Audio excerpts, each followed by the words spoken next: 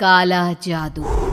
अपने बेटे रिशु के माथे से टपकते हुए पसीने को देखकर सविता की हालत खराब हो गई। ऐसा आज पहली बार नहीं हुआ जब रिशु नींद से घबरा कर जागा है। हाय मेरा बच्चा, न जाने किसकी नजर लग गई है तुझे। जब से मेरे बच्चे ने 10वीं के एग्जाम में स्कूल टॉप किया है तब से रोज बुरे बुरे सपने आने लगे हैं। हाँ माँ, मैंने आज फिर से एक काले साए को देखा। वो यहीं मेरी आंखों के सामने खड़ा था। माँ मुझे बचा लो माँ। वो मुझसे कह रहा था कि मुझसे बदला लेगा। माँ कहीं ये प्रशांत। चुप कर, कैसी बात कर रहा है? दोबारा उसका नाम मत लेना। तुझे पता है ना, उस प्रशांत ने आत्महत्या कर ली, तो बार बार उसका नाम मत लिया कर। मम्मी, क्या सच में प्रशांत ने आत्महत्या की थी? चुप कर, बहुत सवाल पूछता है आजकल। और फिर रात के वक्त सविता के पूरे घर में एक अजीब सा काला धुआं छाने लगा। गहरी नींद में सोई सविता की जैसे ही आंख खुली उसका दम घुटने लगा। वो दौड़कर रिशु के रूम की तरफ गई जहां उसके दरवाजे पर घूमती एक काली परछाई देख वो बुरी तरह से घबरा गई। कौन है वहाँ? कौन है? सामने आओ। ये मैं हूँ, तुम्हारी काली करतूत।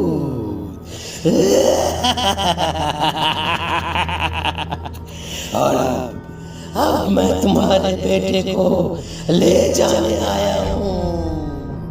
नहीं, मेरे बच्चे को छोड़ दो प्लीज। मेरे रिशु को कुछ मत करना। वो परछाई रिशु के कमरे में घुस जाती है। सविता भी उसके पीछे पीछे दौड़ कर जाती है और देखती है कि अब वो साया साफ नजर आ रहा था।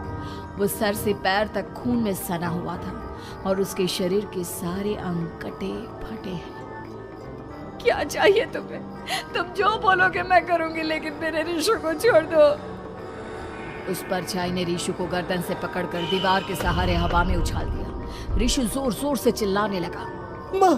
माँ बचाओ मुझे, बचा लो माँ, ये मुझे मार डालेगा। माँ मुझे बचा लो माँ। नहीं ऐसा मत करो, मुझे मार दो लेकिन मेरे बच्चे को छोड़ दो। मैं तुम्हारे आगे हाथ जोड़ती हूँ। वो परछाई रिशु को जमीन पर गिरा देती है और अचानक वहां से गायब हो जाती है। रिशु, मेरा बच्चा, तू ठीक तो है ना? कुछ बोल बेटा, क्या हुआ है तुझे? मैं ठीक हूँ माँ। क्या हुआ था यहाँ पर? कुछ नहीं बेटा, कुछ नहीं। तू परेशान मत हो। हम कल ही गांव के बाहर जो तांत्रिक महाराज रहते हैं उनके पास चलेंगे। ठीक है माँ, हम जल्द ही उनके पास चलेंगे। मुझे बहुत डर लग रहा है माँ। ये बार बार मुझे डरावने सपने आना, ये सब हमारे साथ क्यों हो रहा है माँ?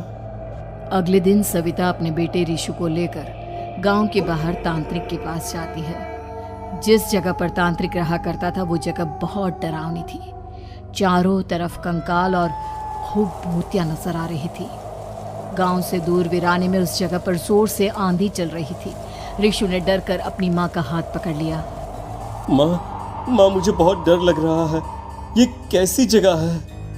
देख बेटा, हमारे साथ जो कुछ भी हो रहा है उसका इलाज सिर्फ और सिर्फ ये तांत्रिक महाराज ही बता सकते हैं। अब यही है जो हमें प्रॉब्लम से बाहर निकाल सकते हैं। जैसे ही सविता और रिशु तांत्रिक की झोपड़ी के अंदर पहुंचे, वहां का नजारा देखकर उनकी आंखें फटी की फटी रह गई। तांत्रिक की झोपड़ी के अंदर कई सारे लोग अपनी गर्दन घुमा घुमा कर जोर जोर से चीख रहे थे। कौन हो तुम और यहाँ क्यों आई हो?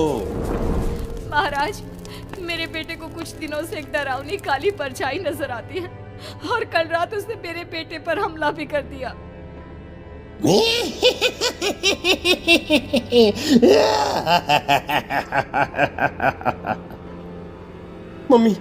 मम्मी हमें यहाँ से चलना चाहिए। ये जगह मुझे ठीक नहीं लगती। नहीं बेटा, ऐसा नहीं कहते। रुक जाओ, 2 मिनट के लिए रुक जाओ। क्या कहा? काली परछाई? तुम्हारे बेटे पर किसी काली परछाई ने हमला किया? हाँ महाराज, वो कह रही थी कि वो मेरे बेटे को कुछ कर देगी। कोई उपाय बताइए महाराज, मेरे बेटे के साथ कुछ गलत नहीं होना चाहिए। तुमने किसी दूसरे के साथ गलत किया है। तो तुम्हारे साथ भी गलत होकर ही रहेगा। तुमने किसी की जान ली है, किसी को मार डाला है तुमने। नहीं महाराज, मैंने ऐसा कुछ नहीं किया। मैंने किसी की जान नहीं ली। मुझे कोई उपाय बताइए।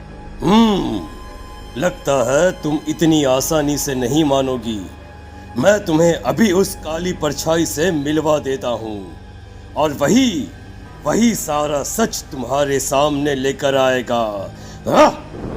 सविता और ऋषु ने डर के मारे अपनी आंखें बंद कर ली। तभी अचानक तांत्रिक की झोपड़ी में अजीबोगरीब आवाजें गूंजने लगी। सविता और ऋषु बुरी तरह से कांप रहे थे। आंखें खोलो और अपने सामने देखो। क्या यही है वो जिससे तुम कल रात को मिली थी? बताओ मुझे। हाँ, इसने कल रात मेरे बेटे के ऊपर हमला किया था। ये उसी लड़के की भटकती हुई आत्मा है जिसे कुछ दिन पहले तुमने मार डाला था। मम्मी ये महाराज क्या कह रहे हैं? क्या सच में आपने किसी की जान ली है, किसी को मार डाला है? अगर हाँ तो बताइए ना मम्मी, किसको मारा है आपने? किसको? तुम्हारी माँ इतनी आसानी से सच नहीं बताएगी बेटा। इसने एक बच्चे की जान ली है। कहीं उसका नाम प्रशांत तो नहीं महाराज? वो मेरा दोस्त है, मेरा मतलब मेरा पड़ोसी है। सही पहचाना। देखा सविता, तुम्हारा खुद का बेटा भी जानता है कि तुमने किसी के प्राणों की बलि चढ़ा दी और इसीलिए अब उसकी बुरी आत्मा तुम्हारे घर में भटकती है। मुझे माफ कर दीजिए महाराज, मुझसे बहुत बड़ी गलती हो गई। प्रशांत हमारे पड़ोसी का बेटा था। हर बार उसके नंबर मेरे बेटे से ज्यादा आते थे और इसलिए मैंने उसके कमरे के बाहर काला जादू किया था, पर मुझे नहीं पता था कि वो मर जाएगा। तुम्हारे उसी काले जादू वाली गुड़िया के अंदर एक बुरी आत्मा थी जिसने उस बच्चे के दिमाग पर बुरा असर कर दिया और उसी की वजह से उस लड़के ने अपनी बालकनी से कूदकर आत्महत्या कर ली। इसकी वजह सिर्फ और सिर्फ तुम हो, तुम। नहीं महाराज, जो कुछ भी हुआ मुझे नहीं पता था कि प्रशांत अपनी जान दे देगा। प्रशांत की आत्मा इस वक्त तुम्हारे सामने खड़ी है, हमसे बात करना चाहती है। बोलो क्या कहना चाहते हो? मैं जीना चाहता था, बड़ा होकर कुछ बनना चाहता था। आपके बेटे से मुझे कोई परेशानी नहीं थी। अरे वो तो मेरा अच्छा दोस्त था। मुझे माफ कर दो बेटा, मुझसे बहुत बड़ी गलती हो गई, मुझे माफ कर दो। माफ करने से मुझे वापस जिंदगी नहीं मिल जाएगी। मेरे माँ बाप आज भी मेरे लिए रोते हैं। आपने मेरे साथ बहुत गलत किया है, बहुत गलत। और तभी अचानक प्रशांत की आत्मा वहां से गायब हो जाती है। सविता जोर जोर से रोने लगती है। सुन लिया तुमने? ये तुम्हारे अपने ही किए हुए पाप हैं जो इस तरह से तुम्हारे सामने आ रहे हैं। माँ, ये आपने अच्छा नहीं किया।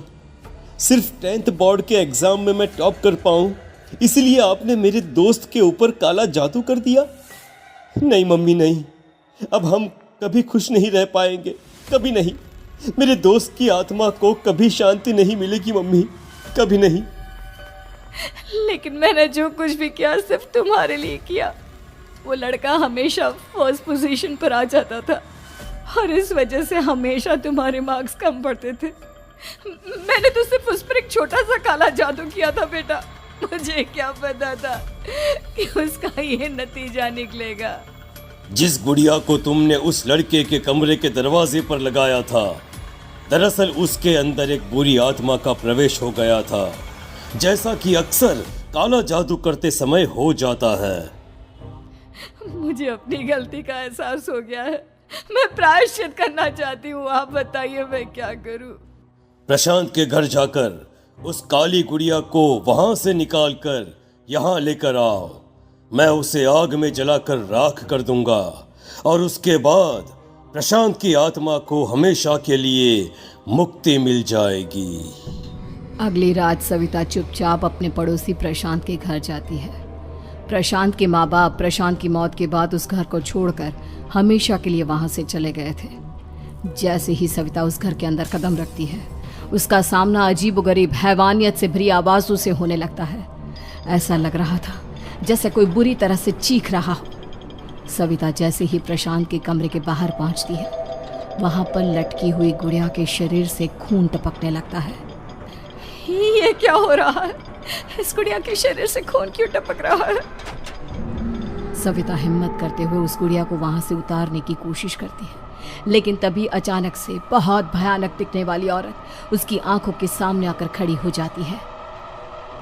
मैं यहाँ से कहीं नहीं जाऊंगी, और अगर तूने मुझे यहाँ से हटाने की कोशिश की तो मार डालूंगी मैं तुझे। नहीं नहीं, मुझे तुम्हें यहाँ से ले जाना ही होगा, नहीं तो मेरा बेटा, उसकी जान को खतरा है। मैं तुम्हें नहीं छोड़ सकती। अगर तुम्हारे अंदर हिम्मत है तो मुझे इस घर से बाहर ले जाकर दिखाओ। और ऐसा कहकर वो औरत सविता के ऊपर हमला कर देती है और उसे हवा में उछाल उछाल कर जमीन पर पटकती है। लेकिन तभी अचानक मौका देखकर सविता अपने हाथ में ली हुई सुई उसके हाथ में चुभो देती है। हाथ में सुई लगते ही वो औरत जमीन पर तड़पने लगती है। ये क्या किया तूने? ये क्या कर दिया? तुझे ऐसा नहीं करना चाहिए था। तांत्रिक ने मुझे कहा था कि तुझसे जीतने का सिर्फ यही एक तरीका है जिससे मैं अपने पापों का प्रायश्चित कर सकती हूँ और अपने बेटे की जान बचा सकती हूँ। और उसके बाद वो डरावनी दिखने वाली औरत एक छोटी सी जादुई गुड़िया में तब्दील हो गई और सविता ने उसे ले जाकर तांत्रिक को दे दिया। तांत्रिक ने जादुई गुड़िया को आग के हवाले कर दिया।